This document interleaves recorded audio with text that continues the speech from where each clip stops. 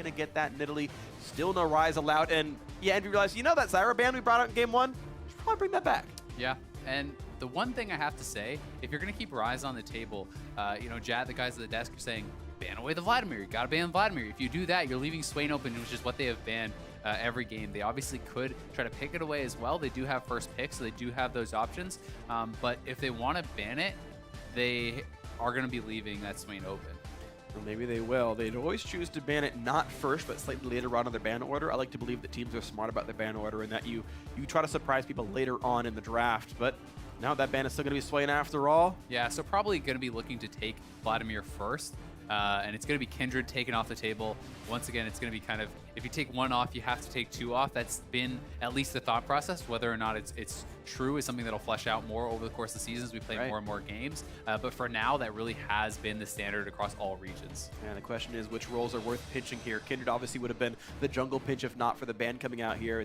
There's still Lucian, who's arguably at the top of the table. Assuming that game was closed out. Yeah, hey, look, early game Lucian crushed it. No surprise there. So, gotta feel like you're scared of the Vladimir, though. And if this is something that Ninja wants to play, I would like to see him take that. You know, it's also, theoretically, you can put a top lane as well. You know, I'm not sure if it's Seraph's style, really, but it is a flex pick, right? I mean, this guy was like a Nidalee and Jace main back in the day. Like, if you played those champions, you played Vladimir too, and there's a lock-in right there. Yeah, good call on that one. I think it's no surprise, really. Envy had to go for that one. Calm, cool, and collected faces, though, on NRG. You kind of had to assume at some point that first pick was coming through.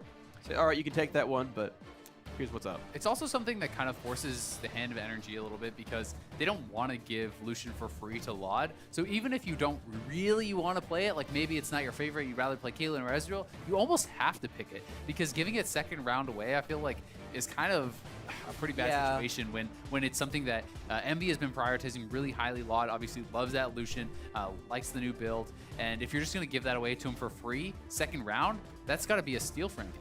Yeah, I totally agree. And back in like 6.8, I didn't think Lucian was that insane, and I thought you were okay picking something else instead of it, mostly Sivir. But since people had sort of discovered the Black Cleaver build, and it got buffed as of 6.9 or so, I think, yeah, Lucian's top dog as far as AD carry is concerned does get grabbed up. Santorin actually wanted to grab that Rek'Sai here, and you can see what people sort of perceive the pecking order to be in Nidalee, Kindred, Rek'Sai's next up.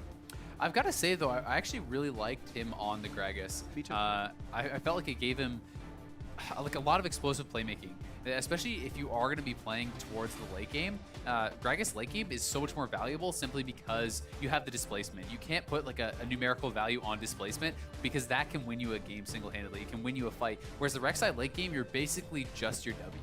Yeah, and honestly, your late game's not even that good in general, right? So like Lucian and Rek'Sai both, I think, are champions that tend to fall off later on into the game, unless you play like full shrimp style, where you split push and have the highest gold in the game. Yeah. Probably not the case here. And look at this, Envy actually playing a bit more backline focus. Like, yes, Vladimir's going to dive in, but you're seeing a Marksman jungle get grabbed right here, we assume, and a Braum, which is usually there to protect a backline. So it's sort of about the high-profile damage dealers from behind a tank wall right now for Envy.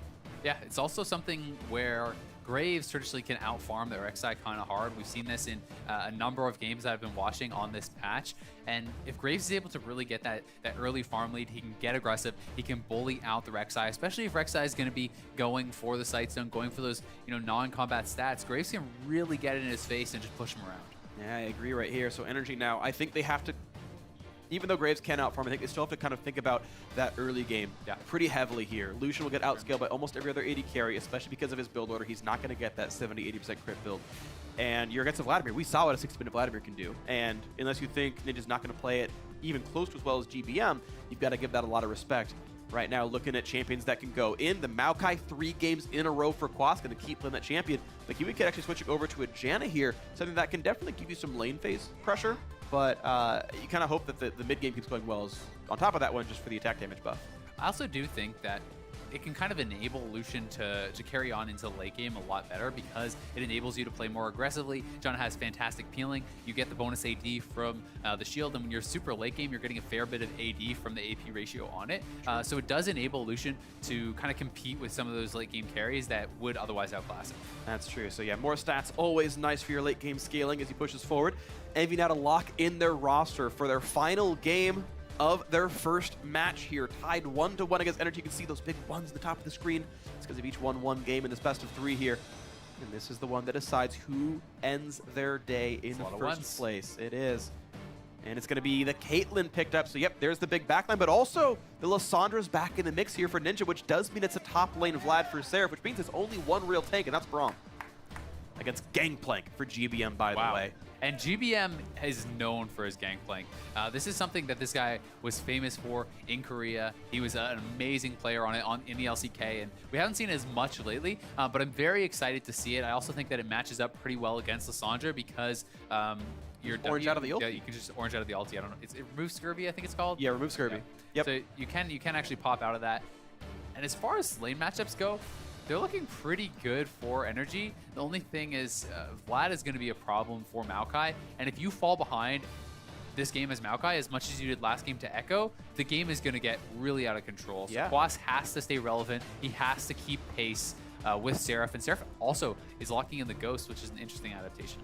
Oh, interesting stuff here. Yeah, if he keeps that one, Ghost got buffed, and as of 6.10, it was down to a 3-minute cooldown. The movement speed scales with levels, so it goes up to like 40% or something really high by late game, and he's going to get around that map, and it's going to be up to this one. This is the tiebreaker. This is the game that determines which team wins the match here in Game 3. The rest almost don't matter at that point. So one more time, open up Twitter, whether it's a web page, whether it's your phone, do whatever, and tweet us. Let us know who it's going to be. Hashtag NV win, hashtag NRG win. Who's it going to be for Game 3? Seraph got his Vladimir, Lissandra's back in, but GBM got his Gangplank, and it's all down to this. Who's carrying harder? Who's going to win this one? And maybe can NRG survive an early game from Envy?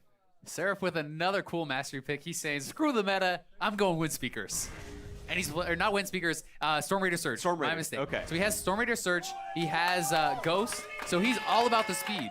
I'm imagining he still has Insight. If you pick up Insight, you pick up early Lucidity Boots, you have very low cooldowns on your Ghost, on your TP, 30% off those Summoner spells, which is awesome. And having that Storm Raider Surge, as long as he can actually get that to proc, he can have Ghost, you can have both the move speed going during your W, where you can't actually be slowed down, and you will be ridiculously fast as far as chasing down people, staying on top of them, and really accessing that backline. Yeah, his Ghost is on a 2.5-minute cooldown now, 153 seconds, definitely pretty insight. quick. Yep. Yeah. And when you add Lucidity on top of that, it's even better, but Kiwi Kid, kind of in an awkward spot. He gets tagged by Braum. He could be in some trouble here. Braum Q hit up. Looks like Ice a bit better than Wind, but he will get away without having to burn any summoners. 10 gold goes over to Hakuho for Bandit. Nice job. Good up. But Kiwi Kid going to recall back. I don't think he lost any potions or anything. And actually, Hakuho going to stop the recall. But there's still plenty of time. Minion's going to spawn in 2 seconds. And Kiwi Kid can walk in a lane in time to not miss anything. Shouldn't be too bad. And if he wasn't actually paying attention, if you get caught window shopping there, Ignite might actually kill you if you don't shield that Q. So well played by him. And he is going to be able to be A-OK. Yeah. It's looking like we're going to have standard lane matchups once again. Seraph is looking like he's going to be the one helping to leash here for Proxen. And I'm really excited to see how things flesh out here for Seraph. Haven't seen Vladimir in the top lane in professional play myself just yet. So should be very interesting. Yeah, we're going to have matched lanes right here, and once again, it's Envy actually taking the Krugs themselves. Braum plus Caitlyn taking them down, and it looks like actually Hakuho was not allowed to get any of the experience. Of course, you can't share XP, you have to last hit to get them, as of the new changes, and also they're worth less total experience here. So Hakuho, he's actually going to miss XP on none of them. Wow, the melees are all still alive, so he's on pace, and Lod already level 2. Yeah, and one of the advantages is because Kiwi Kid had to base, they didn't actually have a chance to do their own camp. So that is something that they did gain from poking him out. Caitlyn, I definitely favor over Lucian in the early game, but Janna is going to be pretty useful in these trades, and it should be a better lane for NRG overall because of the Janna, I feel. I agree. I think that tilts the matchup more than it would otherwise. Yep. So things to watch out for. How will Hakuho play the matchup? Level 2 here first for NRG. They pushed a bit faster, but that melee minion should be level 2 for Hakuho. Assuming he didn't miss anything, he'll have it, and it's not going to be a big deal. Yeah, there it is. Nice job eating the traps from out of range of Vlad. Here's the first attempt at a gank. The flash comes in, gets a bit of a knockup, but Ninja getting away in time, even with Santorin burning his own flash. So that gank meant nothing. Yeah, Santorin was a split second too late. If he actually popped him up, a fraction of a second earlier, it would have stopped the claw from going through, which would have cost at least the flash from Ninja, if not his life. Absolutely the case. So unlucky there by Santorin, as you would say online, but that's just the case right here, and lost some of his early time and his early summoner spell. Get that back eventually. Seraph, 150 magic damage with that rank 2 Q so far, and otherwise feeling pretty happy about this lane matchup.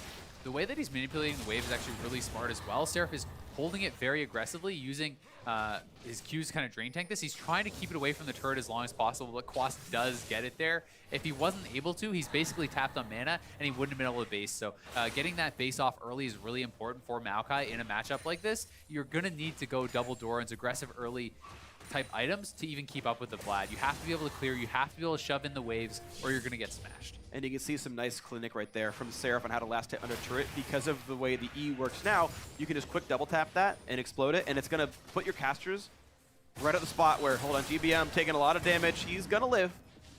But yeah, if you double tap the E, Seraph can basically set these casters up so that one hit from the turret, then an auto attack from Vlad last hits them. And as the minions start aggroing up, you delay it and you auto Q. And overall, just good mechanics by Seraph. Yep, that is the flash for GBM, but seeing that Ninja is actually completely I think the GBM is like, yeah, even if we do see the jungler come back, I'm probably okay. So I think he is right for now, but he does have to be worried about those return ganks. Definitely scary stuff here. We're seeing actually just a more aggressive game than we had seen before as well. That these junglers really quite active, trying to make these things happen, trying to break the lanes apart. And, well, when you've got hard CC in these lanes, it's no big surprise. Proxen, nice steal away, and Santorin says, wait a second, there's no Raptors there. I need to go somewhere else. Hey, that's mine. How dare you? So GBM sitting pretty. He's able to get the first blue buff as well, which is pretty nice. Because Rek'Sai doesn't require that, they actually donated that first one over to him, and that's going to allow him to just spam his spells out without any worry about mana. And being able to just kind of orange on cooldown is going to keep him a bit more healthy in lane. So yeah, he also did start basically the super greedy build, where he does have just that mana crystal right away. He can build quicker into that Trinity Force. So we can see the lanes match up right now. +2 is the lead for NRG, and that's after the double Krugs were killed from Envy. So even a better lead than you would see from the numbers, actually. Yep. Envy cheats slightly. Gold overall, actually, though, 400 in favor of Envy. You can see a decent-sized lead in the mid lane and also a reasonable one in the jungle. So yeah, the jungle is going to be something that we have to track, especially because Proxen has gone the red smite. He's going aggressive. We do actually see a pretty aggressive smite here on Santorin as well, so both these junglers want to ramp up aggression. We have the chilling smite, which really enables the early game ganks for that Rek'Sai. It's a fantastic pickup if you're saying we need to get something done early, and they have good gank assist, with Boss, so maybe trying to do something on Seraph, and it could help in those sort of matchups. Right. I mean, part of it's like why you pick Rek'Sai in the first place. Yeah. She's one of the very best early game junglers, honestly. You've got, you're a form swapper, right? You've got basically 2 abilities per skill slot, so 3/6, you've got more spells than everyone else. And in general, you tunnel forward on someone, you chilling smite them, you're guaranteed to reach them at that point for the knockup. And we'll see if Santorin can make gank pressure happen. And that's kind of the reason for his champion. Proxen will otherwise tend to outscale on this Graves, especially with red smite. He's going to be hard to kill. Yeah, and it is a pretty big investment in the early game to go this, because he's not going to be providing vision for his team, so he must provide ganks. He must provide kind of just himself as a moving ward. He has to be able to be aggressive, move around the map, and actually compete with this Graves, because if you're not going to be warding, if you're not going to be going that full-on support build, you have to do it through the pressure of ganking and of dueling that other jungler. Yeah, definitely agree. So we'll see if that finally comes out from him. Ninja has flash, though, and well, every lane that has a movement summoner has it available. It's Ghost for Seraph in this case. But it's Proxen who's actually spending more effort here. You can see him running forward on this one. Nice last hit by Ninja, prevents the barrel. And GBM says, I'm in a bit of danger. Considered recalling back. Now you can see actually a staggered recall as OQ. Actually, just the team split across, but they're trying to deny him a little bit here off these minions. And GBM has got to be a little bit annoyed, getting a lot of attention here from Proxen early, and he's already getting pushed in. So now finally Santorin is going to come over, try to give his mid laner a little bit of help, because you don't want to let them just get this much free poke on your mid lane turret. That's one of the nice advantages of having a ranged jungler in the early game, is that you can just show up to a lane and help push. They definitely can, but right now we're seeing the top laners fight back and forth. It's close to equal, though. Seraph will basically tie the score with Quas when this happens, but the mid lane, it's -15, and it's Proxen pushing Santorin around the map as well. Both these players level 6. You heard the farm alarm earlier. As we're slowly just seeing small leads in various matchups, the jungle and, well, mostly the mid lane now, I guess, for Envy. But yet again, this team has the slight early game lead, 300 right now, but every single game in this series, they've had the early game lead. Yep. Quas has done pretty well for himself so far, though. I think he's playing the matchup pretty well. As far as early game goes, Vlad's clear, cannot really compete. with the Maokai. The Maokai can outpush the Vladimir before he gets a lot more ranks in those spells. So he's playing it smart. He gets the early Dorans, invests into that, is able to then get himself to the Cal and kind of start building tanky. And he should be fine as far as the 1v1. The scary thought is obviously just that Vlad is always scaling. Sure, of course. You can see Quas double Doran's ring to have the mana pool to make sure you can keep the push going. Definitely like the choice. You wouldn't normally need to do that, but I think it makes total sense for the matchup. We'll see if Quas can make a TP flank or something happen right now, as they are pretty close to equal, these two. With Vladimir walking back to lane this time around, we're seeing both these players save their teleports. And they know this is kind of the part of the game where you really need to make sure you can get across the map and make these plays happen. A TP advantage this late in the game would definitely get abused. I would really like to see Quas make a play with his TP early this game, because it's something that we have been missing in the previous 2 games. He has not gotten much of anything done with his TP early. He has not really contributed, and he's just been kind of losing lanes. So I want to see him actually make use of this champion early on. And a Maokai TPing at this point in the game, I feel, is more impactful than the Vladimir. Before the Vladimir builds up that CDR, before the Vladimir has access to the spell power as well. So while the Vladimir is super, super tanky right now, the amount of damage he's putting out isn't as impactful as Maokai just holding down a carry, in my opinion. Yeah, I tend to agree. I mean, certainly utility is useful no matter what, or your farm comes in any case right now. Right now, though, both bot lanes have yet to buy. They're sitting at about 3,000 gold apiece right now, which means an entire Youmuu's for OQ, and it means basically BF pickaxe here for Lod, and a bit more after that. Right now, though, just the pressure. NRG trying to deny that little bit of farm. They are up a couple of CS here. Not a huge amount, really, but you know, a few from their lane pressure, but it's otherwise trading close to equal. I really do feel like this is in the advantage of Envy, though, if OQ isn't basing, because completing that Ghost Blade, the instant that you have that done, you're at such a massive advantage over this Caitlyn, and the longer the Caitlyn can delay that, the less time she has to deal with this massive discrepancy in power. So I think the fact that OQ and Kiwi haven't actually just like culling, shove this out, based and bought is a mistake. I should correct myself, actually. I think it's 3,200 to go to Youmuu's. They're not quite at that much money yet. So I have to sort of correct myself that they couldn't have done it yet, and I think that might be the case as soon as they do have that 3,200 gold on the AD carry. OQ has enough mana to pop culling, and he's got rough with the gold for it. So we might see that happen soon and try to play for the power spike. Yeah. We'll see, though. We'll see. If they just delay, then that's not the case here, and we'll have to watch what happens. Seraph and Quas once again in a bit of a battle in the top lane, but they have so much healing back and forth. It's not going to mean too terribly much. The farm, again, slightly in the lead of Seraph. Okay, he's up officially 4 as the lanes balance out. Once again, Quas doing a fair bit of damage, and actually Seraph starting to lose some HP. Yep, He's in range for the Q. He's probably going to catch up with the move speed, I would imagine. No, has to hit a minion. So Quas running away on time. Yeah, and Quas is playing it right. You really do have to play around that bar when you are fighting a Vladimir. It tells you exactly when it's coming up, so there's no excuse to really get chunked out by that. And that's something that's just a baseline requirement of laying against Vlad. If you let him get the empowered Qs on you consistently, you will lose lane. Yeah, he definitely will, so be careful in this one. NRG being forced a little bit out right now, but Hakpo basically out of mana. He actually can't ult and do anything else. He has just 100 mana right now, but here's the mid lane pressure. The slow on NRG's trying to claw away, and he will not get knocked up. Nice. The W kept Santorin out of reach, and he got away without burning anything, but now the teleport coming in because the bot lane was already taking some damage, but it's the top lane he's actually going for. Proxon's already up there to take down Quas. The GVM has ulti, but no teleport himself. There we go. Up to the turret they go. Ulti doesn't mean a whole lot, and now Quas zoned away from his tower. He has nowhere to go. He should be taken down. The first blood comes through. Proxon gets it now to the bot side as Santorin joins the fray. But not enough damage to mean anything. A great first blood for Envy. What a teleport play. I think that Quas was probably dead either way, but I really do feel he should have stayed by his turret.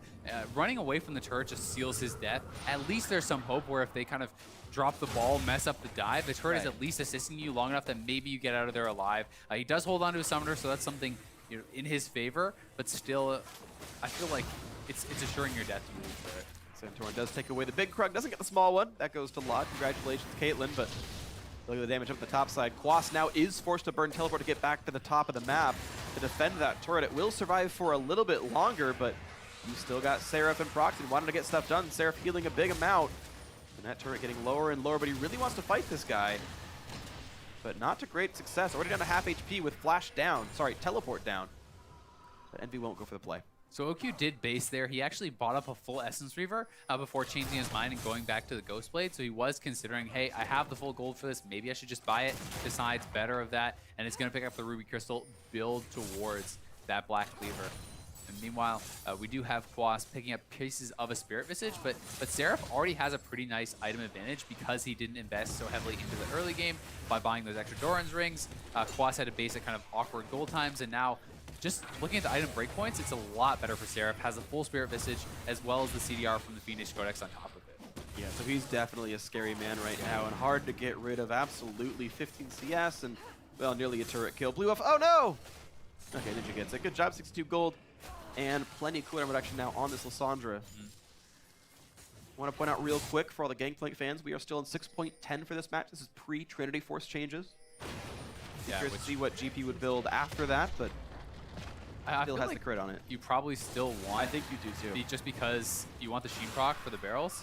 And it's 10 more CDR. It's not like it's terrible. Yep, it's definitely not bad. Obviously, you prefer the crit, but still fine. This is becoming problematic though. You know, we didn't see Santorin focus on top lane early, and now Quas is just at the point where Seraph has enough levels and enough CDR that he's never going to be able to do anything again. It's actually impossible to kill him in the 1v1 at this point, so Seraph is just going to keep pushing it in, keep getting poke on the turret, and they're looking to set up dives, and Seraph is going to compound this lead, but here comes a TP from... Yeah, here comes the plays. Ninja wants in. There is the teleport coming in. They're looking, oh, nice dodge on the root. Quas getting ulted. Ninja's got to be careful. They're losing a lot of health. He's going to flash away, and Quas will survive. Ooh, the barrel was close. They get it shot down. Ninja will survive. A save in the top laner.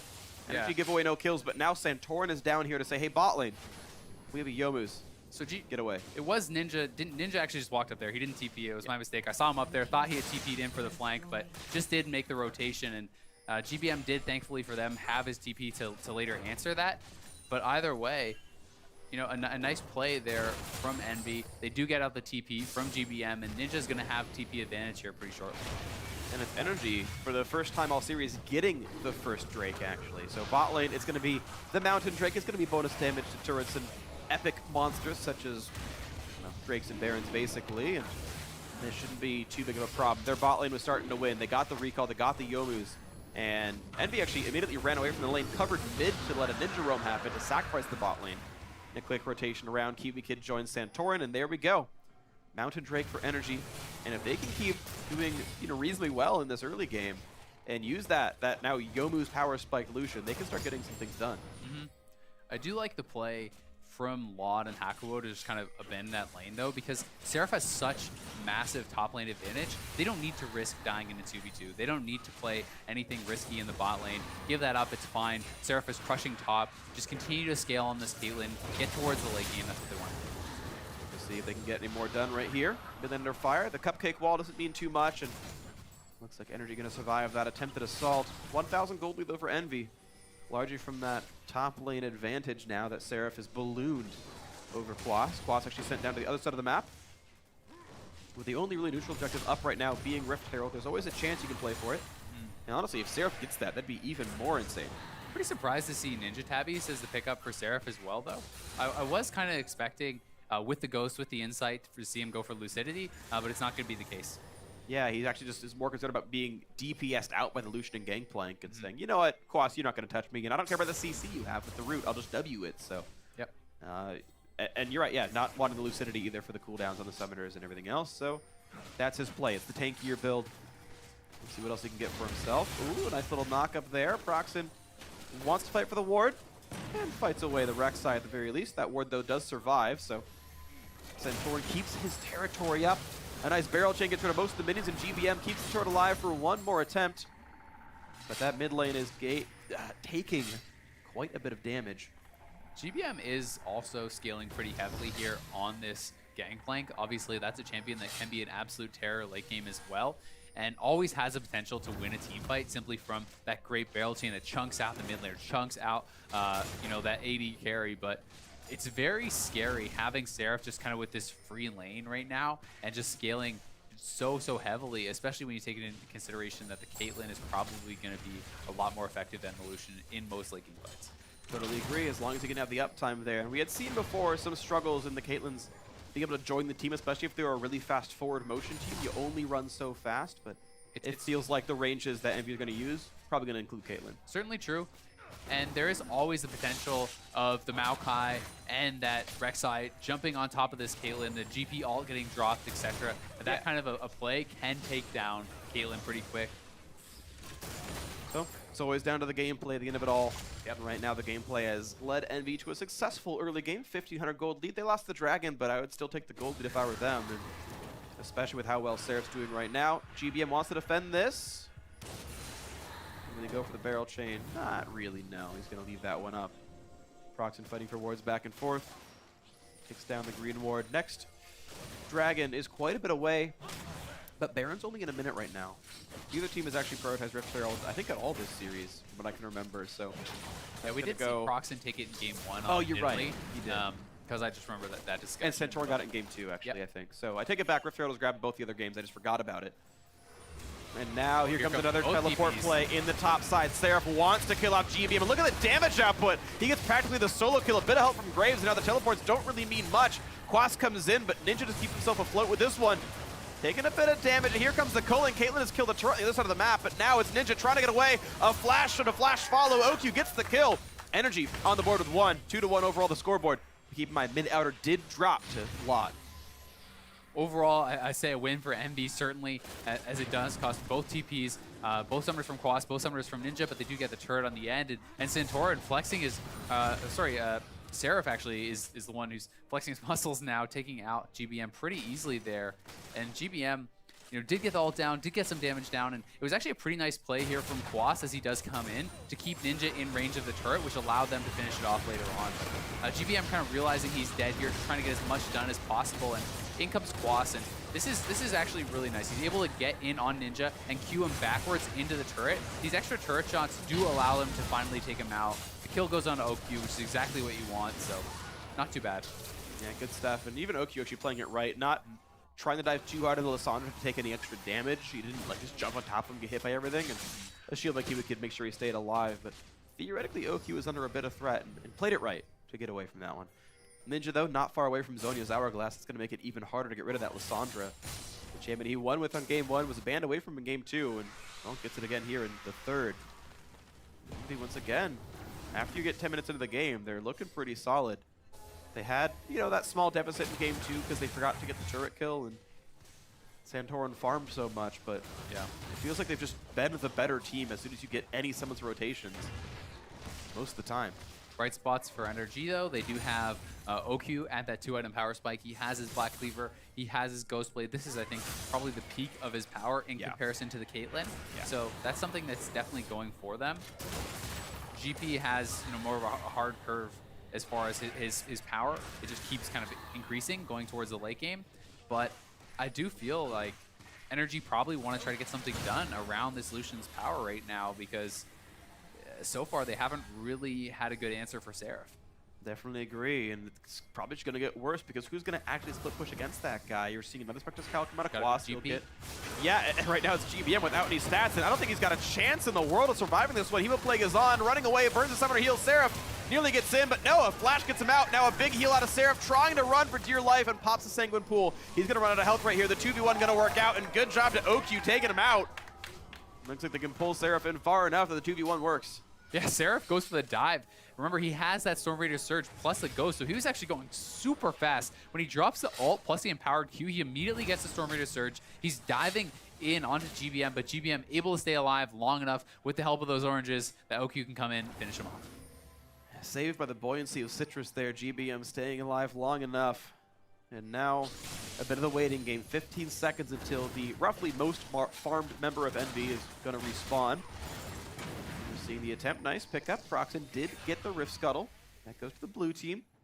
And it's still a 2,500 gold lead. Even though that kill went through, it doesn't matter. There's more farm, there's more turret kills. Envy in the lead, and I think their late game is fine, but, well, GBM hard carried the late game before. He can certainly do it again on this Gangplank. Yeah. We'll see if he can.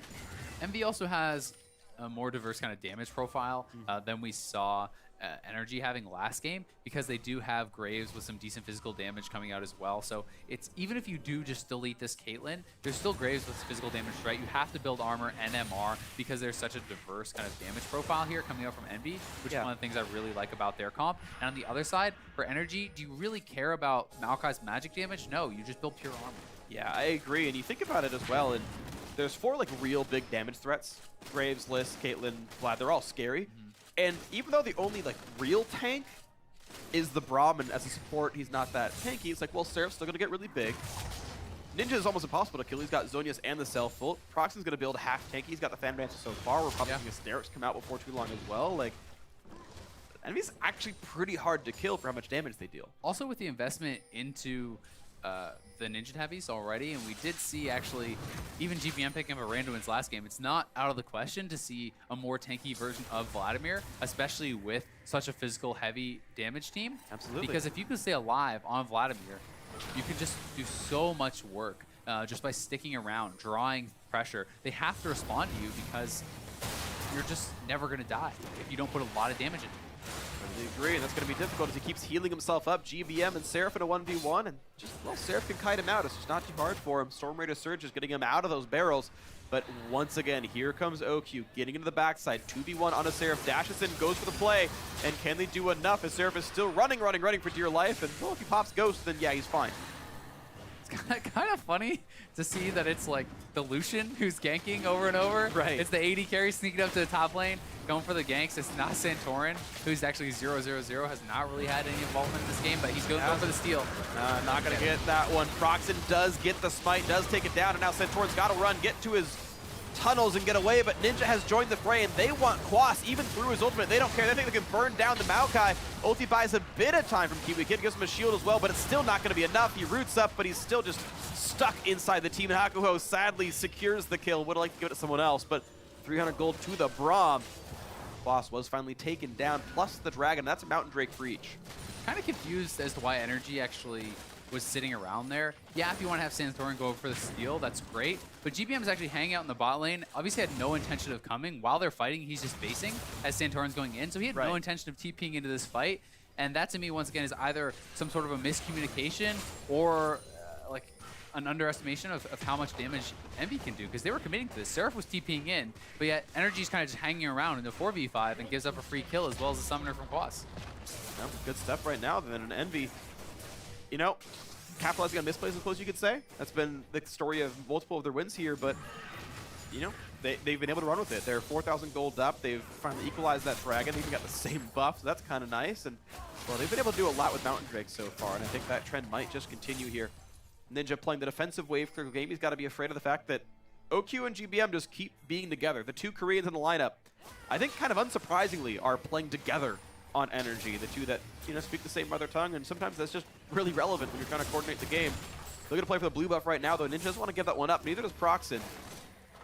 Neither does Santorin. They're going to go for that one. Wow, there's the explosion, and the attempt at a dive. Seraph in the front lines, pops the ulti, kites around, taking a lot of culling damage, and now Sanguine Pool's under the root. How much damage can Hakuho block, though? His ulti's still down, and Santorin stuck in the front line. Ulted up, Ninja buying some time, and there's the first kill. Quas goes down as the magic with his tank just gets shredded by Lod's physical damage. Proxen's as well, and now it's time for the chase. 5 versus 4. They're all on the map, they're all running forward, and now GBM pops the ulti to buy some time. Hakuho ignited, and he will go down. The true damage stacking up. The spike from Santorin even helping with that one. Kiwi Kid getting himself a kill, his first of the game, and only 3 for the team. A nice turnaround at the end from Energy, but it was a great play from Ninja that really kind of broke up this fight. This is something I like. Oh, they're going to go for a kill here onto Seraph. Seraph pushing really hard on the top lane. He's got nowhere to go with this one. He's going to try to get the Q. Not going to be coming up in time. OQ on a killing spree. 3-0-0 from him. Good stuff. Overextension. Yeah, good stuff from Energy to punish that, though. But we do see Energy's at least trying to make plays, right? This is something that they did not do in the first game. They are losing this game. I like that they went for it. It didn't, at first, did not turn out so well for them, but they're trying, right? This is what you have to do. You cannot just roll over and die and give up turret after turret, objective after objective. So Energy are fighting tooth and nail. They're staying in this game because they're looking for fights. They're trying to make stuff happen, and it's working out pretty well. Picking up 2 kills on the back of that is not too bad. Unfortunately, I think they did give up the mid lane inner turret. Yeah, mid lane tier 2 is gone, so you're seeing that, you know, It's kind of the play. It's a lot of what I would consider Seraph a bit known for is he's going to push really, really hard, and he's going to pull 3 people to his lane. You better push the other lanes while he's doing that, and it worked out in this case. So here is the play once again, and we do have that ward drop. Quas is going to be TPing in, and Seraph is just drawing so much of this damage, taking so long to kill, and here goes Ninja. Ninja going to go back into that back line, and really nice self-ultimate there. Gets 3-man W, 3-man self-ult, and chunks out the back line, forces NRG to retreat. Yeah, Seraph played it right as well, juggling the cooldowns. When he pops Zonias, he's already charging up for that empowered Q so that when he comes back out, well, he's going to heal again, and he's still not going to go down. And you saw that he survived the entire fight. 4-4 in kills right now, 5,000 gold lead, nearly the advantage for Envy. As they have to be afraid of Quas's attempt to flank. His flash is not far from being back up, and they're going to go for the dive right now onto the mid lane. Hako puts up the shield, tries to run away. Seraph actually buying the time and saying, Quas, you can't go past me. And he says, you're right, I cannot. But they can still go past the mid lane. Plenty of damage coming out, and here's the teleport in from Lissandra. Ninja wants in, and that's going to be OQ for certain. They don't need to ult him. Turret does go down, but it's a 5v4 with a big health lead. A lot more can be done for Envy. Baron still up as well, and at this stage in the game, 40 seconds on your AD means a lot. Will Envy actually take the risk to go over towards Baron? Yeah, it looks like they're considering it, but keep in mind Santorin has been generally better at smiting than Proxen. Proxen's had a few more good smites this game. He secured the Dragon, he secured the blue buff in that prior replay, so he's seeing some elements of this, but oh geez, GBM's got to be careful. I wouldn't even be surprised if Ninja had gone for that one actually and looked for the kill on the Gangplank, but instead it was the play for the bot lane turret. OQ respawns in 6 seconds, and that's going to mean the end of this one as a great set of wave clear comes out of GBM. The turret will take no more damage. Envy has been doing a really good job playing around GBM's barrels, though. He's not really been able to have any impactful barrel chains that I can remember this game. Yeah, he's not like single-handedly winning team fights. Yeah, he's just not able to nail them. And yes, he is clearing out the waves. Yes, he is scaling, but Envy's doing a great job not only avoiding the barrel chains, but actually killing them off very, very quickly, which is super frustrating for Gangplank players, and especially with the last round of nerfs where you actually do have less barrels to work with. If you do kill 1 or 2 off, all of a sudden you don't even have access to a barrel chain. Yeah, in any sort of extended sequence that's long enough, you'll eventually spawn more because of the cooldown, but yeah, you don't stack, you don't have as many waiting when you first get to a lane. That's kind of the difference here. Plus, you're a glass cannon mid laner, right? It's not like you could just charge in there and start meleeing their AD carry once your barrels get killed off. You have to play it slow. You have to play it very carefully, and so much of that is about landing those money barrel chains. And right now he hasn't gotten too many of them that weren't just on the general minion farm. Vlad with that Hurricane and the Caitlyn Rapid Fire Cannon in as well, and the Zerker Greaves, he has got plenty of attack speed, plenty of damage output. That is an online Caitlyn build. We'll see if he goes for anything else. Yeah. Up that IE, that's a huge buy for GBM, and this is kind of a massive power spike for him. It'll be interesting to see if he goes, for a Maw or something to try to 1v1 against, Seraph and Ninja better on later, because he's probably the one that has to do so. Let's see if they are able to answer this one, because right now it's just Envy with what seems like all the questions, and NRG are just kind of hemming and hawing and not knowing how to quite answer everything here. 6,000 health on Baron Nashor. It's Envy looking for the play, then backing it when he realizes that NRG are aware of this one. Wards cleared back and forth, and Envy just back out, not wanting to go for that play. Ocean Drake has spawned now on the bot side. And honestly, with how much actual Siege gameplay we're going for, I always love Infernal Drakes, but it actually would come into some decent use here when you're seeing culling and barrel chains come out. This would help Envy quite a bit, I feel. Yeah, I think that Ocean Drake is actually quite useful, especially even just for the mana. You see guys like Graves are actually booming quite a lot. Yeah, definitely the case. Yeah, you're right, the mana is actually a sort of underrated part of this one, but there we go. Prox's going to have many fewer mana woes. Seraph almost won't care. He's topped off almost all the time. Seraph's never going to run out of mana either, Freak. No, he's not. Before blue buff gave ability power, there were times where blue buff literally meant nothing on you if you were max CDR. Yeah. You could have worn it or not, and it meant nothing. But this time around, Seraph would care regardless, fighting Quas once more. And look at that top lane dude going down. So props to GBM for some good split push game. Yes, that was because Envy wanted to play for the Dragon. At this point, I would probably trade a Dragon for a top lane out of turret. That's okay in my book, but it does mean that NRG are clawing back in. 4,500 the deficit, not the worst in the world. Honestly, it was probably worse than this last time around, so NRG have come back from worse, certainly. A lot worse. They were down 11K at, what was it, 37 38? minutes? 38 minutes, so they're definitely hanging in there quite a lot better. and they weren't in a position to challenge the Dragon, so GBM getting the best out of the bad situation. He's going to be able to pick up that turret, collect some of the standing gold that was sitting out around the map, and he's getting very strong. He does pick up the Hex Shrinker, as I suspected. He has to answer against Seraph, and Seraph actually is going Randuin's, as we had talked about earlier. Not a big surprise to me, especially him kind of showing his hand on how tanky he really wants to go with 2 of his 3 first items, you know, Warmog, Spirit Visage, and he already had Tabbies. Yep. I think it's really smart. He's going to do less damage, yes, but he's going to be so disruptive, so annoying, and he can just kind of Rambo into the back line. Quas can't heal him. They have no magic damage that's going to be a threat for him, so he can just basically ignore OQ and GBM. He's got both more health and more armor than Quas right now. He is very hard to deal with, and he's still got 170 ability power from all the conversions and whatnot. He's going to be probably okay here in this one. It doesn't mean, though, he doesn't have any magic resist.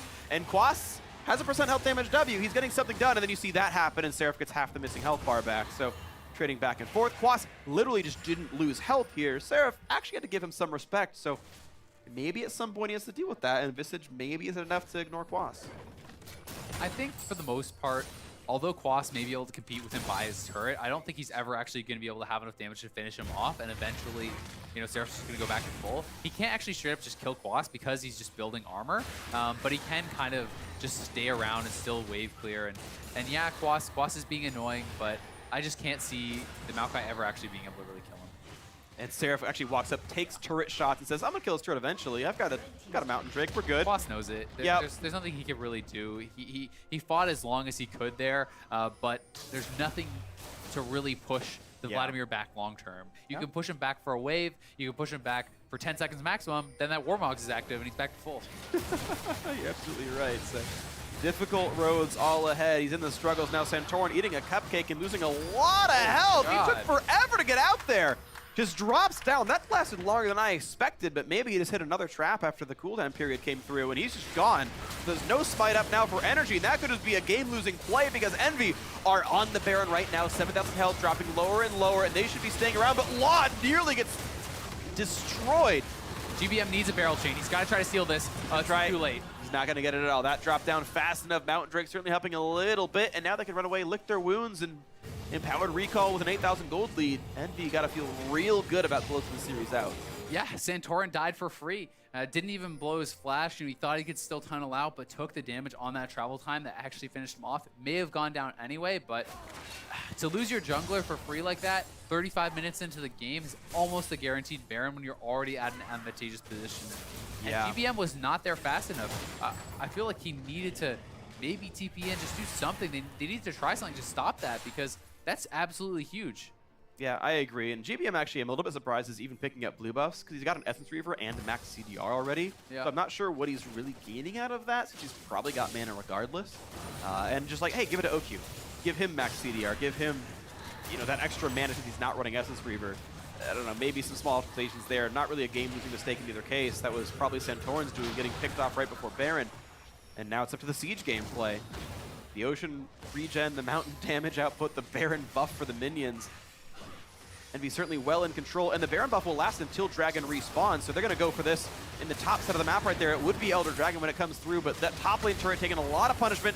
Shield comes in from Kiwi Kid to buy a few more seconds, but it's still going to drop down. Now comes the team fight. Hakuho ults to disengage. Santorin to the backside has to run right back away. Look at the damage coming down a lot. He will not be killed. And Prox on the rampage as he's taking down Quas already. Ulti coming across, looking to pop down. Kiwi Kid blocked though by Santorin. And now it's Seraph in the backside. He is invincible to damage. Take it back. He's taking a lot of pain. But survives, heals back up, even through the grievous wounds, staying up in this one. A 1-for-0 top inhibitor already open. That's going to be taken down by Envy. Yeah, just barely staying alive there as Seraph, and now they can just go right over to mid lane. They can Baron buff up those minions as well and probably take this. Quas is down, and he was just getting completely ignored by Seraph, who once again did so much work in that fight, diving deep onto the backline, pushing them off. This has got to be 2 inhibs for Envy. Almost definitely. If they choose to stay, Quas though back up in 15 seconds, and Envy actually choosing discretion as the better part of Valor, realizing their bot lane actually quite low on health, and they're like, you know what? We don't want to be part of this one anymore. We got plenty of money from that one. Take the red buff, take the recall. We'll peace out for now. Play for Elder Dragon maybe in a bit. We still got a minute to work with this Baron buff. At this point, I just feel like you cannot punch through the front line of Envy.